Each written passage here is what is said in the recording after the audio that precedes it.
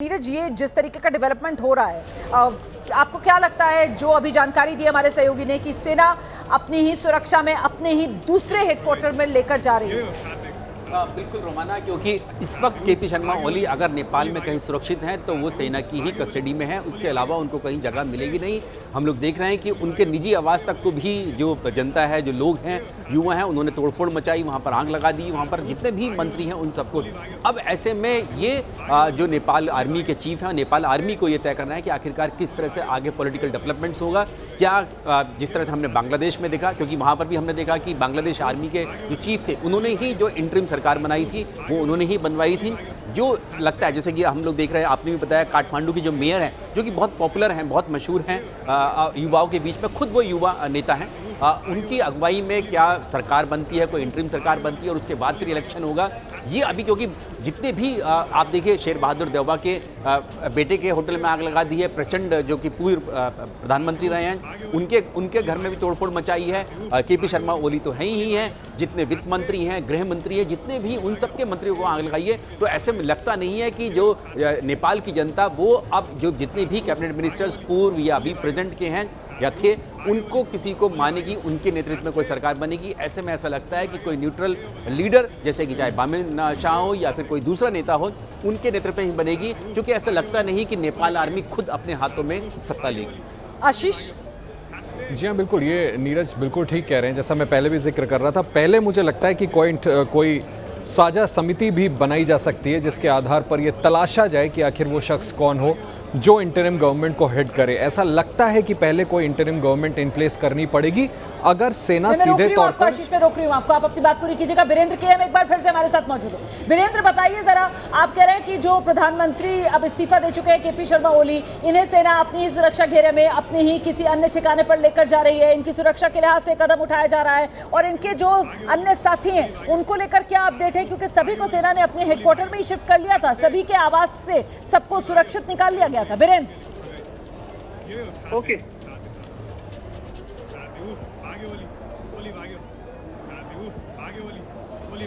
जी वीरेंद्र, मेरी आवाज मिल रही है?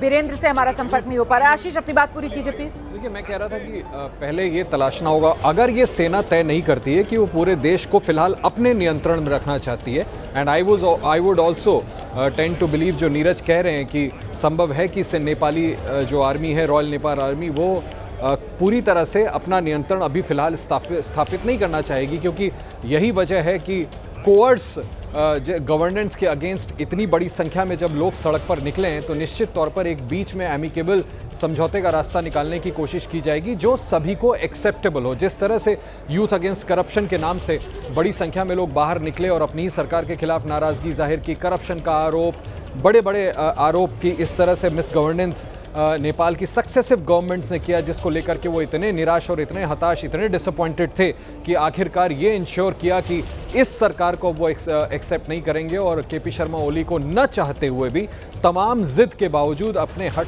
को किनारे रखते हुए उन्हें अपने पद से इस्तीफा देना पड़ा, सेनाध्यक्ष के कहने के बाद, ये बात समझाने के बाद कि अगर नहीं हटे तो हालात और बद से बदतर होते जाएंगे। ऐसी स्थिति में ऐसा लगता है मुझे कि कोई ना कोई इंटरिम गवर्नमेंट इन प्लेस करके, संभव है कि उसके बाद फिर और इस सब में ये जो इंटरिम गवर्नमेंट वाली बात आप कह रहे हैं जो रिप्लेस करेगी, उस सब के बीच यहाँ पर सेना की भूमिका महत्वपूर्ण हो जाती है। नीरज? बिल्कुल, इस वक्त अगर देखेंगे अगर हम लोग, तो कि केपी शर्मा ओली को अगर कोई मना पाया है तो वो नेपाल आर्मी ही मना पाई है। नेपाल आर्मी के चीफ ने ही उनको कहा, उनको सलाह दी कि आप ये छोड़ दीजिए, क्योंकि उन्होंने कल ये मना पाई। मैं जरा सा आपसे डिफर करूंगी, आपसे इस पर क्लैरिटी चाहूंगी। इसको मना पाना कहेंगे या इसको दबाव डालना कहेंगे? कुछ भी मान सकते हैं, क्योंकि कल जिस तरह से सरकार ने नेपाल आर्मी को सड़कों पर उतारा था, लेकिन नेपाल आर्मी ने साफ ऐसा लगता है कि मना कर दिया कि हम अपनी जनता के ऊपर, अपने युवाओं के ऊपर फायरिंग नहीं करेंगे। हमने देखा, खुद वीडियो सामने आए थे जब नेपाल आर्मी की जो मिलिट्री व्हीकल्स थे उनके नीचे प्रदर्शनकारी जो है आ गए थे, लेकिन उसके बावजूद भी जो नेपाल आर्मी के सैनिक थे उन्होंने चलाने से गाड़ी मना कर दिया। वो साफ तौर से दिखाई दे रहा था कि नेपाल आर्मी बहुत फूक फूक कर कदम रख रही थी। वो नहीं चाहती थी कि अपनी ही जनता पर, जो कल पुलिस ने जो गोलियां चलाई थी, सुरक्षा बलों ने चलाई थी, वो गलती नेपाल आर्मी करे, क्योंकि नेपाल आर्मी कहीं ना कहीं इस बात को लेकर मनाना चाहती थी केपी शर्मा ओली को कि आप जाइए, अन्यथा स्थिति और ज़्यादा विकराल हो सकती है। संसद में पूरी आग लगा दी गई है, सारे मंत्रियों को आग लगा दी गई, और आप जिस तरह से कहते हैं कि रोम वाज बर्निंग, रोम पूरा काठमांडू जल रहा है, और केपी शर्मा ओली अपना सत्ता नहीं छोड़ना चाह रहे हैं, अपना प्रधानमंत्री पद नहीं छोड़ना चाह रहे हैं। तो ऐसा लगता है कि जो अशोक राज चडेल हैं, जनरल अशोक राज चडेल, उन्होंने इस बात को लेकर, जैसे आपने कहा, दबाव डाला और उन्होंने कहा कि आपको छोड़ना पड़ेगा क्योंकि सेना अपने लोगों पर गोली नहीं चलाएगी। उसी के बाद तैयार हुए केपी शर्मा ओली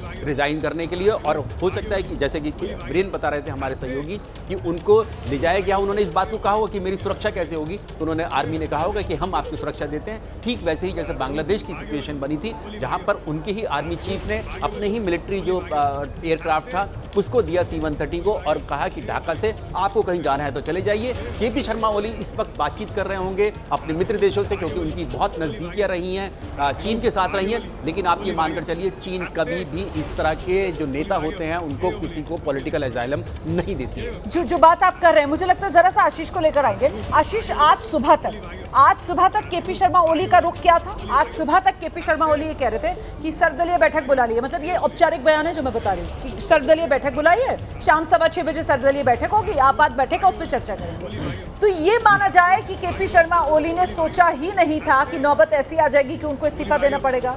कल सरकार ने जो फैसला लिया, अपना प्रतिबंध जो उन्होंने लगाए थे, उस फैसले पर जो यू टर्न मारा, उसके बाद सरकार शायद ये मान रही थी कि हालात को संभाल लेंगे, काबू कर लेंगे। इसीलिए क्या केपी शर्मा ओली ने, अगर देश छोड़कर जाने की नौबत पड़े तो कहां जाएंगे, इसका कोई plan B KP Sharma Oli के पास नहीं है।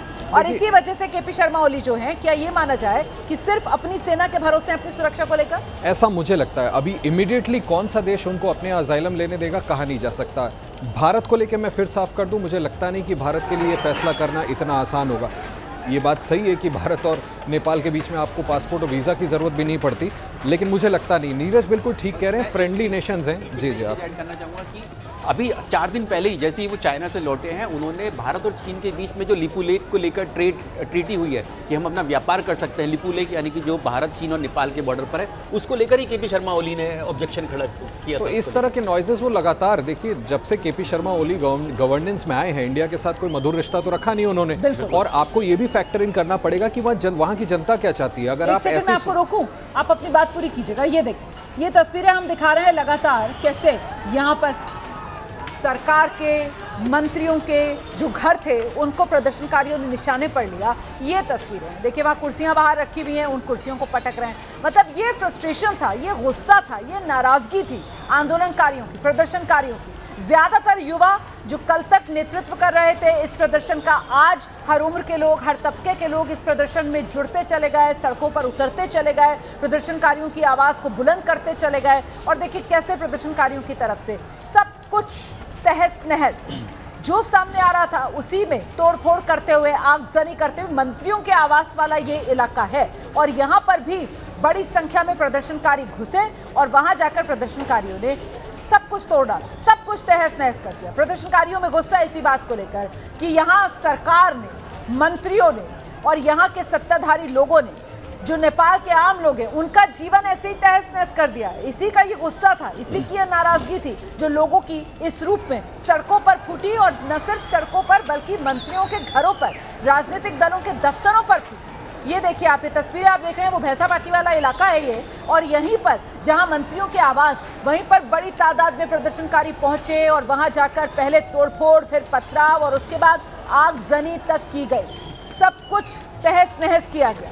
यही वो घर हैं, मंत्रियों के आवास हैं, जहां से सेना ने हेलीकॉप्टर के जरिए समय रहते मंत्रियों को, उनके परिवार के लोगों को, सहायकों को सुरक्षित निकाल लिया था। वरना तो अगर इस भीड़ के हत्थे चढ़ जाते ये लोग तो फिर नुकसान बड़ा हो सकता था, नुकसान जान का हो सकता था। जी आशीष, अपनी बात पूरी कीजिए।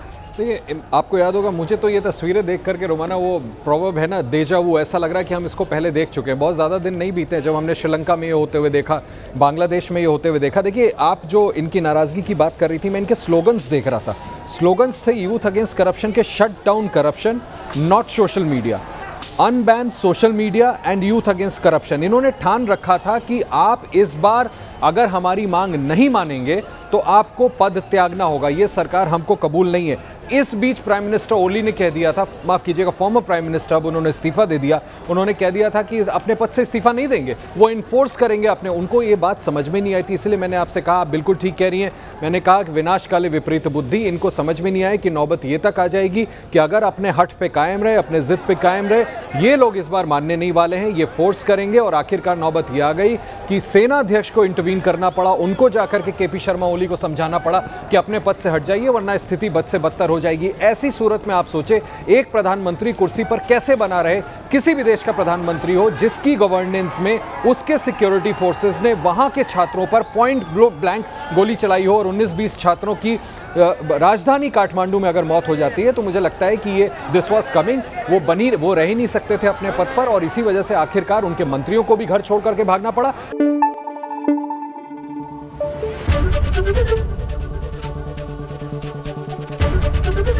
एबीपी न्यूज आपको रखे आगे।